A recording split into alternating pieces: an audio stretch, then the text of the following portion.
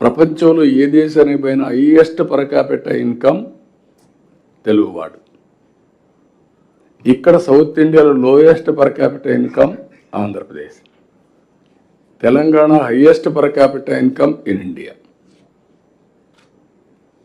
Because of bifurcation ఆ benefit అక్కడ వచ్చింది. ఇక్కడ మనకు వచ్చిన కొన్ని ఇబ్బందులు ఎన్నోసార్లు మాట్లాడుకున్నాం. బైఫర్కేషన్ ఒక యాంగిల్ అయితే, ఆ తర్వాత వచ్చినటువంటి 5 సంవత్సరాల పరిపాలన కొంత ఇంకా డిట్రియేట్ అయ్యాం. ఇప్పుడు దీంట్లో మీరు ఒకసారి చూసినప్పుడు నేను ఎప్పుడు వచ్చినప్పటి నుంచి కూడా నేను ఎప్పుడూ మాట్లాడేవాడిని. రాయలసీమలో ఫస్ట్ టైం డ్రిప్ ఇరిగేషన్ ప్రయోగించాం. ఈరోజు రాయలసీమలో ఆ డ్రిప్ ఇరిగేషన్ వల్ల హార్టికల్చర్ని ప్రమోట్ చేశాం. ఈ 2 డెడ్లీ కాంబినేషన్. ఎప్పుడైతే నీళ్లు లేని ప్రాంతంలో నీళ్లు ఇచ్చాం, నీళ్లు తక్కువ ఉన్నాయి, నీళ్లు తక్కువ ఉండే సమయంలో డ్రిప్ తీసుకొచ్చాం. 1 acre 2.5 acresకి ఇచ్చింది. నీళ్లు లేనప్పుడు పోలవరం ప్రాజెక్ట్ స్టార్ట్ అయింది. 5 ఏళ్ళు పడుతుంది, ఇప్పుడు 10 ఏళ్ళు పట్టింది. ఈ 5 సంవత్సరాలు ఏం చేయాలని ఆలోచించి 1 సంవత్సరంలో పట్టిసీమ పూర్తి చేసి, పట్టిసీమ నీళ్లు కృష్ణాకు తీసుకొచ్చి కృష్ణాలో వాడే నీళ్ళని సేవ్ చేసి శ్రీశైలం నుంచి రాయలసీమకి ఇచ్చాం.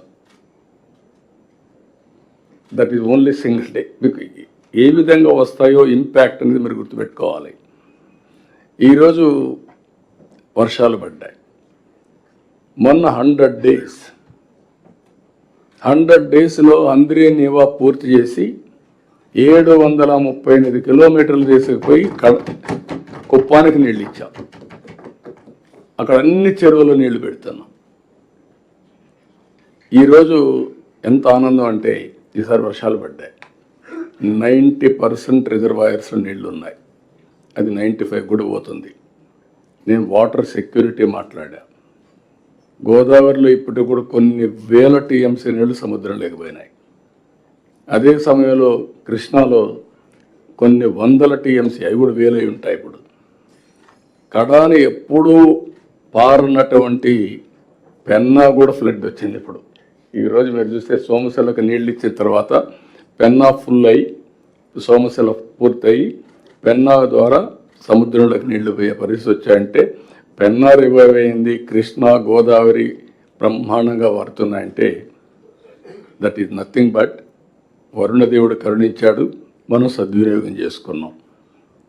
మీకు ఎందుకు ఈ విషయం చెప్పానంటే అది కూడా వచ్చినప్పుడు డిస్కషన్ కోసం ఒక ఎగ్జాంపుల్, ఒక పబ్లిక్ పాలసీ ద్వారా వీ కెన్ ట్రాన్స్ఫార్మ్ టోటలీ. ఇప్పుడు దేశంలో కల్లా మనం నెంబర్ 1లో ఉన్నాం అగ్రికల్చర్. చిన్న చిన్న ప్రాబ్లమ్స్ ఉన్నాయి, ఆ సబ్జెక్ట్ చూడండి నేను మాట్లాడతాను. అక్వా కల్చర్కి ప్రాధాన్యత ఇచ్చాం, వాణిజ్య పంటలకు ప్రాధాన్యత ఇచ్చాం. వాణిజ్య పంటల్లో కొన్ని సైకిల్స్ వస్తున్నాయి. ఆ సైకిల్స్ హ్యాండిల్ చేయాలంటే సమర్థవంతంగా మనందరం పనిచేసే తప్ప ఇది సాధ్యం కాదు. లాంగ్ టర్మ్ సస్టైనబిలిటీ రావాలి. That subject I will talk there. ఇక్కడికి వచ్చినప్పుడు ఫైనల్గా మీ అందరికీ 7 సబ్జెక్ట్స్ ఈరోజు తీసుకున్నప్పుడు క్రూషియల్ జిఎస్టిపి నెంబర్ 1. నెంబర్ 2 సమిక్షేమం empowerment. It is a continuous process. All collectors మళ్ళీ రిక్వెస్ట్ చేస్తున్నా, రూల్స్ ప్రకారం లేకుంటే మీరు బ్యూరోక్రటిక్గా ఆలోచిస్తే everything will be very smooth on paper. Human యాంగిల్లో ప్రజలతో మమేకమైతే మీకు చాలా వాస్తవాలు వస్తాయి. All collectors has to go to the field, interact with people. ఏదైనా కానీ మన పాలసీ లోపాలుంటే అమలు చేయడంలో then and there itself you have to correct it. నేను ఇప్పుడు మీరు చూస్తే రెగ్యులర్గా మీటింగ్లు పెడుతున్నాం. 15 days cabinet meeting, no compromise. 1 year 25 meetings పెట్టాం. సెకండ్ ఇయర్ 6వ మీటింగ్ మళ్ళీ రేపు 18కి పోస్ట్ చేసాం. అదే మరి ఎస్ఐపిబి ఇప్పటికి 25 పెట్టాం. ఎస్ఐపిసి 25 పెట్టాం. ఇది 4వ కలెక్టర్స్ కాన్ఫరెన్స్. 5 ఏళ్లలో 20 కాన్ఫరెన్స్లు పెడతాం, 125 క్యాబినెట్ మీటింగ్స్ అవుతాయి. మీరు 3 నెలలకు ఒకసారి జిల్లాలో ప్లానింగ్ బోర్డు కూర్చోవడంలో అవసరమైతే ఇంకా ఎక్కువ కూర్చుని, అంటే ఇది లగ్జరీ కోసం కాదు, డిస్కషన్ కూడా జరగాలి, ఇన్వాల్వ్మెంట్ కూడా చేయాలి. అక్కడి నుంచి మీరు ఎక్కడ లోటుపాట్లు ఉంటే దాన్ని ప్రిపేర్ అయ్యి కరెక్ట్ చేసే పరిస్థితి రావాలి. అది కూడా మీరు వర్కౌట్ చేసుకోవాల్సిన అవసరం ఉంది. రెండోది, పబ్లిక్ పాజిటివ్ ఫీడ్బ్యాక్ తెప్పిస్తున్నాం అన్ని సర్వీసులు. ఈరోజు మనం సర్వీస్ అన్ని ఇస్తున్నాం ఆన్లైన్. బ్యాక్ ఎండ్లో డిపార్ట్మెంట్స్ కాంప్లికేటెడ్ ప్రొసీజర్స్ ఉన్నాయి. పబ్లిక్ని రేటింగ్ కూడా ఏమంటున్నాం, రేటింగ్ ఇస్తున్నారు. అది కొలమానం అవుతుంది అందరికీ.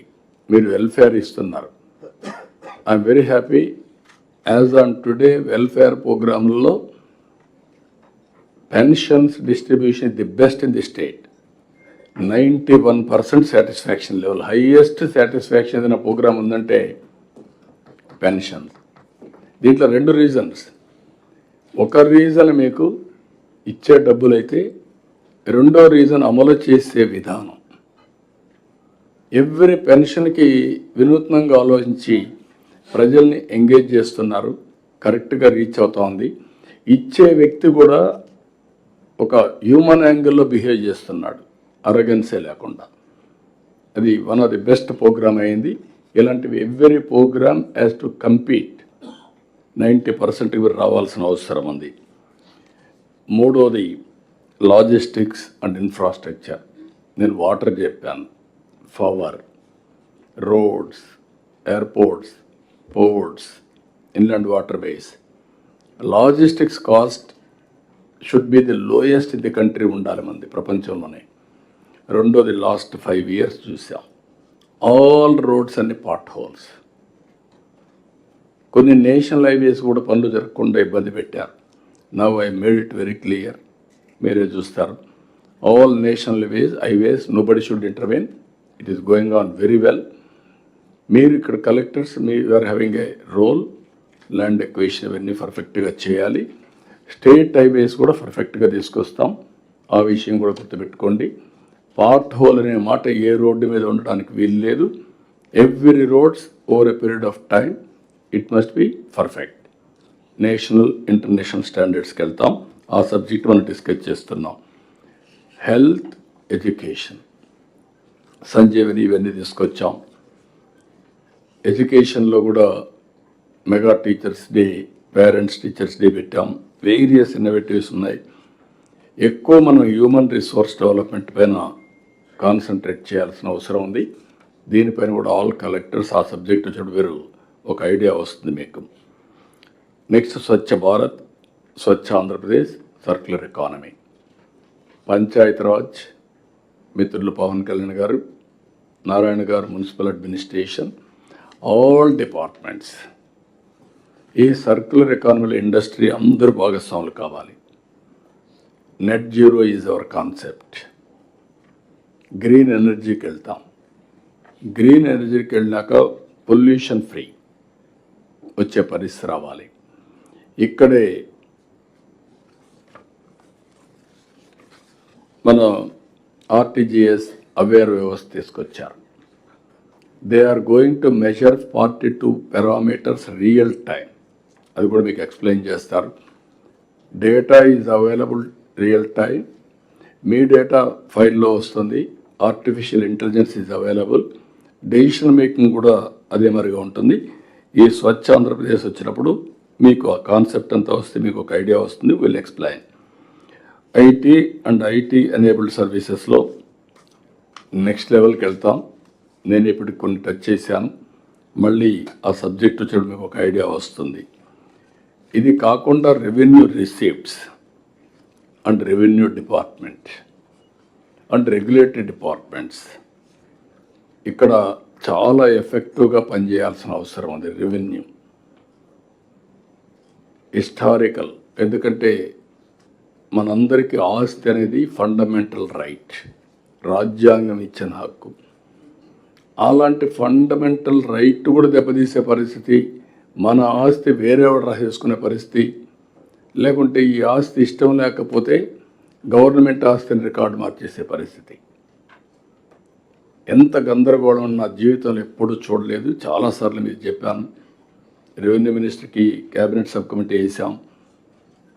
CCLA అండ్ రెవెన్యూ సెక్రటరీ గారు, she is doing good work, but you have to take to the logical conclusion, then only I will appreciate you. Zero problems వచ్చినప్పుడే అప్రిషియేట్ చేస్తాను. ఎందుకు మీతో చెప్తున్నానంటే, ఒక ప్రోగ్రామ్ ఇచ్చాం, ఒక టైం బౌండ్ ప్రోగ్రామ్ ప్రకారం దే విల్ ఎక్స్ప్లెయిన్. ఆ రోజుటి నుంచి ఎక్కడికక్కడ మనం ట్యాంపర్ ప్రూఫ్తో ప్రతి ఒక్కరు ఆస్తి వాళ్ళకి ఇచ్చే పరిస్థితి రావాలి. దానికి కావాల్సినటువంటి ఇవన్నీ కూడా ఏమి ఉన్నాయో అవన్నీ ఎక్స్ప్లెయిన్ చేస్తారు.